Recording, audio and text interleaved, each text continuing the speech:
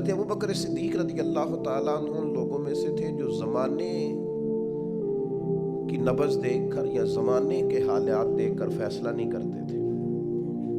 کچھ لوگوں کا مزاج ہوتا ہے، کچھ کسی جگہ رش دیکھتے ہیں یا حالات دیکھتے ہیں تو اس طرح کی بات کرنی شروع کر دیتے ہیں۔ حضرت ابوبکر صدیق رضی اللہ تعالیٰ عنہ اپنے قبیلے کے سردار تھے، تجارت کرتے تھے اور وسیع آپ کا حلقہ احباب تھا، اور حلقہ احباب میں امیر لوگ تھے۔ جس طرح کا انسان خود ہوتا ہے اس طرح کی اس کی دوستی ہوتی ہے۔ آپ کے دوستوں میں شامل ہے حضرت عثمان غنی، آپ کا قریبی دوستانہ تھا حضرت عبد الرحمن ابن عوف سے جو صحابہ میں سب سے زیادہ امیر ہے۔ آپ کے قریبی دوست تھے حضرت سعید بن زید، یہ آپ کے قریب کے لوگ تھے، حضرت طلحہ بن عبید اللہ۔ حضرت صدیق اکبر معاشرے کے اندر ایک نہایت سنجیدہ، سمجھدار، معاملہ فہم اور مدبر شمار کیے جاتے تھے۔ ایسا نہیں کہ کوئی جذباتی فیصلہ کرنے والا آدمی۔ حضرت صدیق اکبر نے نبی کریم صلی اللہ تعالیٰ علیہ وسلم کے اعلان نبوت فرماتے ہی لوگوں کا رد عمل بھی دیکھ لیا تھا، فوری طور پر لوگ رائے کیا دے رہے ہیں وہ بھی دیکھ لیا تھا۔ ہمارے ہاں بہت سارے لوگوں کی ضمیر کی آنکھیں کھل جاتی ہیں، شعور کی نہیں کھولتے، سلا دیتے ہیں، کہتے ہیں ابھی حالات ٹھیک نہیں، حالانکہ ضمیر جاگ جاتا ہے، آنکھیں نہیں کھولتے۔ حضرت صدیق اکبر کو جب پتہ چل گیا محبوب سچے ہیں تو پھر انہوں نے امت کو یہ اپنے عمل سے پیغام دیا ہے کہ ایمان، عشق، محبت، غلامی یہ جمہوری نہیں ہوتی کہ سارے کریں گے تو پھر میں کروں گا۔ جب ان کی آنکھیں دل کی کھل گئیں تو ضمیر کی بھی کھولی، اور پھر لوگوں کو نہیں دیکھا وہ کلمہ پڑھ رہے ہیں کہ نہیں پڑھ رہے، وہ فوراً کلمہ پڑھ کے مسلمان ہو گئے۔ زندگی میں شعوری فیصلے کریں اور جلدی کریں، یہ حضرت صدیق اکبر کی زندگی کا پہلا سبق ہے۔ ساری زندگی ڈبل مائنڈڈ رہنا، میں ٹھیک چل رہا ہوں کہ نہیں چل رہا، مجھے چلنا چاہیے کہ نہیں چلنا چاہیے، یہ راستہ ٹھیک ہے کہ نہیں ٹھیک۔ بھئی آپ چلتے رہیں، جو گھر سے نکلتا ہے منزل تک پہنچ جایا کرتا ہے۔ حضرت ابوبکر صدیق رضی اللہ تعالیٰ عنہ فوراً فیصلہ کرنے والی شخصیت کا نام ہے، اور فوراً فیصلوں پہ عمل درآمد کرنے والی شخصیت کا نام ہے۔ اور حضور کے ایسے فیصلے بھی جو لوگوں کے لیے سمجھنا مشکل تھے۔ حضور علیہ الصلوۃ والسلام چلے گئے حدیبیہ میں، 1400-1500 صحابہ سے خود نبی کریم نے فرمایا احرام باندھو بھائی عمرہ کریں گے۔ یا کسی آدمی کا ویسے تھوڑا لیٹ ہو جائے عمرہ تو لوگ پوچھتے آپ گئے نہیں، خیریت تو ہے؟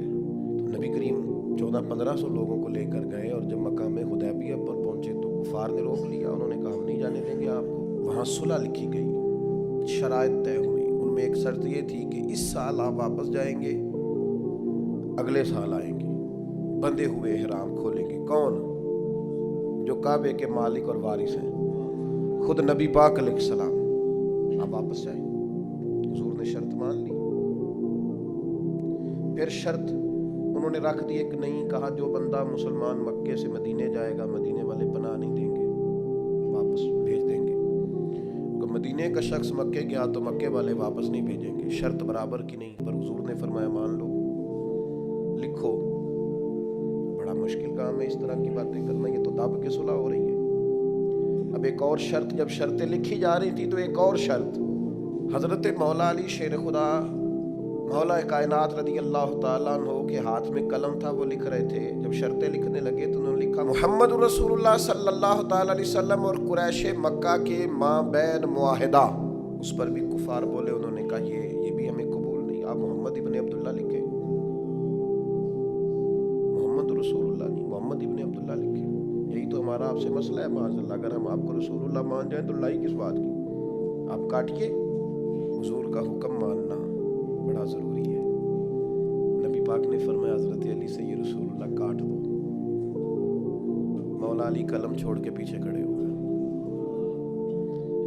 پھر فرمایا اسے کاٹ دو، پھر پیچھے کھڑے ہو، کاٹ دو۔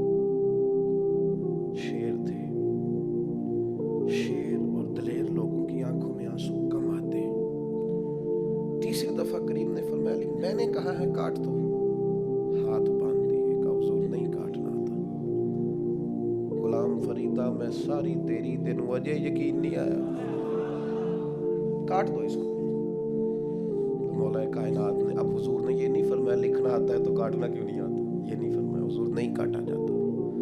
فرمایا फरमाया चल फिर इस तरह कर, तू पीछे हट। अल्लाह के महबूब ने खुद वहां से रसूलुल्लाह काट के मोहम्मद इब्न, इतनी सख्त शर्तें, इतनी सख्त शर्तें। और फिर हुजूर ने अभी शर्त तय ही की थी कि जो मक्का मुकरमा से आएगा हम उसे पनाह नहीं देंगे। अभी शर्त तय हुई थी, लिखी नहीं थी कि हजरत अबू जंदल आ गए, पैरों में जंजीरें, हाथ बंधे हुए, रो के अर्ज की हुजूर मुझे ना छोड़ के जाइएगा, बड़ा मारते हैं, तकलीफ देते हैं। अभी बात हो ही रही थी कि फिर कुरैश में से लोग बोले कि आपने वादा किया नहीं लेके जाएंगे। उसी आलम में हुजूर ने वापस भेजा। इतनी कड़ी शर्तें। जब ये मुआहदा तय हो गया, इहराम खोलने हैं, बड़ा मुश्किल काम है, 1 साल तक इंतजार करना है, वापस जाएंगे। यहूदी रहते हैं, मुनाफिक रहते हैं मदीने में, बातें करेंगे, सारी बातें पेश नजर थी। हजरत उमर जज्बा जिहाद से सरशार, सही बुखारी में मौजूद है, नबी करीम के हुजूर हाजिर हुए। अर्ज की हुजूर आप भी सच्चे, कुरान भी सच्चा, इस्लाम भी सच्चा, हम दब के सुलह क्यों कर रहे हैं? आप हमें इजाजत दें, निमट लेते हैं इनसे। नबी पाक अलैहिस्सलातु वस्सलाम ने क्या फरमाया? फरमाया उमर मैं अल्लाह का रसूल हूँ, मैं मर्जी से फैसले नहीं करता, वही कहता हूँ जो मेरा रब हुक्म इरशाद फरमाता है। हजरत उमर अर्ज करने लगे या रसूलल्लाह आपने फरमाया नहीं था कि उमरा करेंगे, इहराम बांधो। तो हुजूर फरमाने लगे कहा था उमरा करेंगे, ये थोड़ी कहा था इसी साल ही करेंगे, करेंगे ना उमरा, होगा उमरा। हजरत फारूक आजम कहते हैं मैं हुजूर की बारगाह से निकल आया, लेकिन वो काफिरों ने नबी पाक को इन सख्त शरायत में मनाया था, तो मुझे जज्बा जिहाद, वलवला, दबदबा और मिजाज के अंदर वो जो बार बार मेरे चीज पैदा हो रही थी कि हम 313 थे तो इनके छक्के छुड़ा दिए, अब तो हम हजारों में हैं, करीम हुक्म तो करें। फरमाते मैं वहां से थोड़ा पीछे गया तो हजरत अबू बकर सिद्दीक मौजूद थे। मैंने कहा अबू बकर हुजूर भी सच्चे, वही बातें जो हुजूर से की थी। अबू बकर सिद्दीक नबी पाक भी सच्चे, कुरान भी सच्चा, इस्लाम भी सच्चा, तो हम दब के सुलह क्यों करें? तो फरमाते हैं कि हजरत सिद्दीक अकबर ने मुझे ऐसे मिजाज शनासा है नबी पाक के, वही जवाब दिया जो हुजूर ने दिया था। कहने लगे उमर तुझे तेरी माँ रोए, वो अल्लाह के रसूल हैं, वो मर्जी से फैसला नहीं करते, वही फरमाते हैं जो रब उन्हें हुक्म इरशाद फरमाता है। वही बात हजरत सिद्दीक ने कर दी। तो इरशाद फरमाने लगे, मैंने फौरन फिर वही जुमला दोहराया जो हुजूर के सामने। मैंने कहा अबू बकर करीम ने फरमाया नहीं था उमरा करेंगे, इहराम बांधो। तो हजरत सिद्दीक अकबर कहने लगे कहा था महबूब ने, फरमाया था, पर ये तो नहीं ना फरमाया था कि इसी साल ही करेंगे। हजरत सैयदना उमर फारूक फरमाते में पीछे, बुखारी में मौजूद है, फरमाते मैं पीछे हट गया। थोड़ी देर के बाद जब मेरा मिजाज नॉर्मल हुआ, तब ये ठंडी हुई, तो बाकी तो बातें मैंने सोची ही सोची थी। मैं सोचने लगा अबू बकर सिद्दीक का ईमान कितना ताकतवर है, कितना मजबूत है, कितने शनास। एक होता है हुक्म, एक होती है मर्जी। कुछ लोग कहते हैं जी वो मैंने पूछा था, हज़रत साहब ने मुझे कहा था आप जाएं, ये हुक्म है भाई। मर्जी भी तो पूछ, मर्जी क्या है? ये चूंकि हमारा दौर दलील का है, दलील दे दूं। एक हुक्म होता है, एक रज़ा होती है, इनमें फर्क है। हुज़ूर ने फरमाया तलाक देना जायज़ है, रज़ा नहीं अल्लाह की, पसंद नहीं अल्लाह को। जायज़ है पर पसंद, ये फ़र्क होता है।